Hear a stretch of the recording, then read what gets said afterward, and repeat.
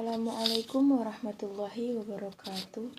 Puji syukur kita panjatkan kehadirat Allah Subhanahu wa Ta'ala yang telah memberikan kita beribu-ribu nikmat, yaitu nikmat kesehatan dan kesempatan, sehingga kita dapat menonton video pada kali ini. Sholawat bertangkaikan salam, marilah kita hadiahkan kepada junjungan alam ialah Nabi besar Muhammad Sallallahu Alaihi Wasallam. Semoga di yaumul mahsyar kelak kita dapat syafaat beliau. Amin amin ya rabbal alamin. Baiklah, adapun judul materi kami ialah Thinking Skill and Effective Teaching dalam pembelajaran PKN SD MI. Adapun teman-teman saya yaitu Azima Zahra, Ananta Pramaisela, Arwita Putri, Fahrizal Alwi, Fitriyanti Pasaribu, Intan Nuraini, Laila Qadariyah, Isa Sabina, Rahmani Teminta, Ito Pulungan, Wilda Rahmayani Ritonga, Nadila Alvina, Nikmah Mustika, Nur Fatwa Sipayung, Putri Askia, Pintar Rojulani Lubis, Renanti Ito Pohan, Tania Dwi Irianti, dan saya Andini Syafitri. Langsung saja ke pengertian thinking skill. Istilah thinking skill lebih banyak digunakan di daratan Eropa, sedangkan di Amerika Serikat orang lebih kenal dengan istilah critical thinking. Pembelajaran yang berorientasi pada pengembangan thinking skill telah banyak dilakukan sejak era tahun 1980-an. Beberapa ahli mengatakan pendapat tentang thinking skill, yaitu menurut Ruggiero, thinking skill merupakan aktivitas mental untuk mencari jawaban dan menjadikan jawaban tersebut menjadi lebih bermakna. Dan menurut Wegerev, thinking skill merupakan upaya dunia pendidikan dengan rangka membantu mengantarkan peserta didik masuk ke dunia nyata. Terdapat 3 istilah yang berkaitan dengan keterampilan berpikir, yaitu yang pertama, berpikir tingkat tinggi atau high level thinking. Yang kedua, berpikir kompleks atau complex thinking. Yang ketiga, berpikir kritis atau critical thinking. Kemudian, thinking skill pada pembelajaran PKN di SD atau MI. Guru harus kreatif mengembangkan model dan strategi pembelajaran yang mendorong keterampilan berpikir kritis pada peserta didik, yang dikenal dengan thinking skill. Oleh karena itu, beberapa model pembelajaran didorong untuk dilaksanakannya seperti mencari, menemukan, pembelajaran berbasis masalah, dan pembelajaran berbasis proyek. Pengembangan strategi pembelajaran thinking skill pada mata pelajaran PKN akan mendorong penguasaan kecakapan 4C, yaitu komunikasi, kolaborasi, kemampuan, dan kreatif. Berdasarkan hal tersebut, guru perlu mengubah paradigma dari pembelajaran yang berpusat pada guru menjadi pembelajaran berpusat pada siswa. Dalam pembelajaran thinking skill tidak diubah-ubah, tetapi harus disusun dulu desain pembelajaran dalam rencana pelaksanaan pembelajaran atau RPP. Adapun teknik keterampilan berpikir yang dapat digunakan dalam pembelajaran pendidikan kewarganegaraan di sekolah dasar antara lain sebagai berikut. Yang pertama, sebab akibat. Sebab akibat ini untuk merancang keterampilan berpikir siswa dalam menentukan sebab dan akibat dari sesuatu yang telah terjadi.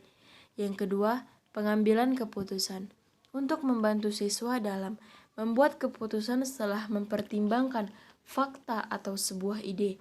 Yang ketiga, membandingkan dan kontras, yaitu perbandingan didefinisikan sebagai kemampuan untuk mencari kesamaan dalam seperangkat objek atau konsep.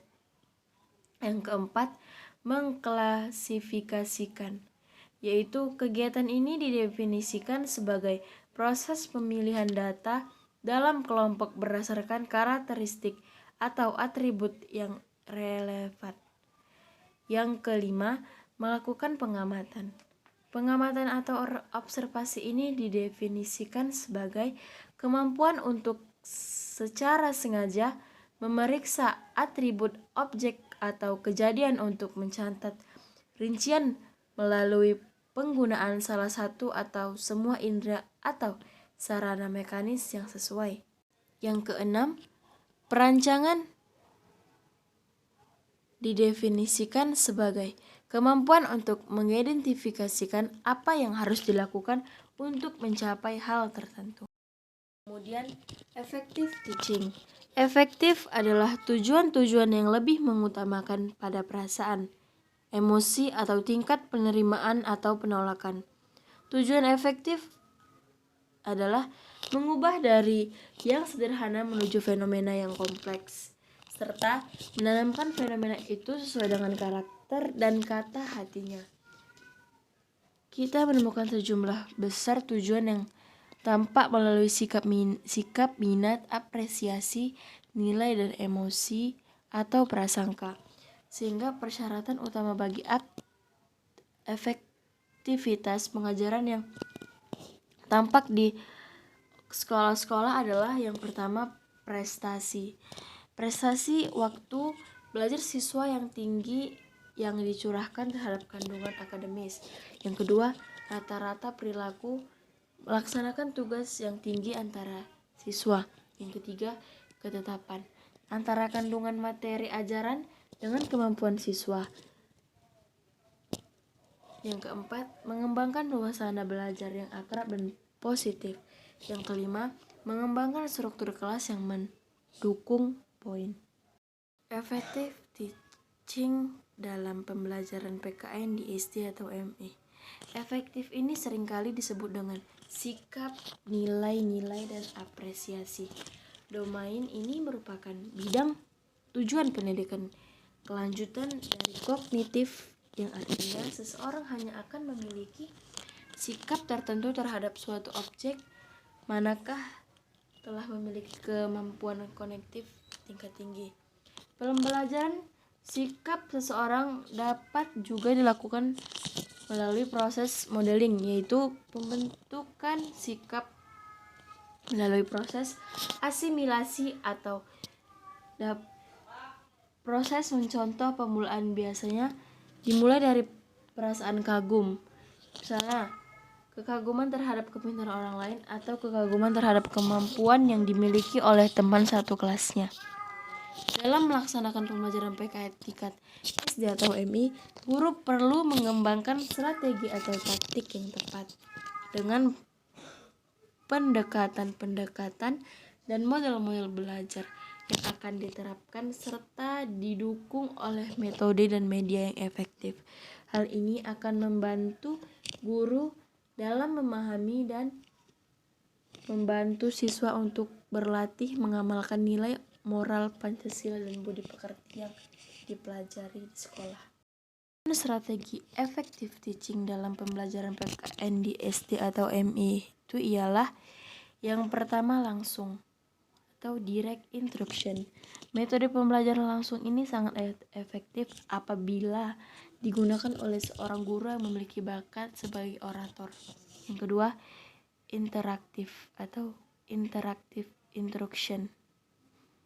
Beberapa strategi dan metode yang termasuk ke dalam jenis pembelajaran interaktif meliputi debat, bermain peran, curah pendapat, diskusi, kelompok belajar komparatif, jigsaw, pemecahan masalah, kelompok tutorial, wawancara, dan konferensi. Yang ketiga, pembelajaran tidak langsung.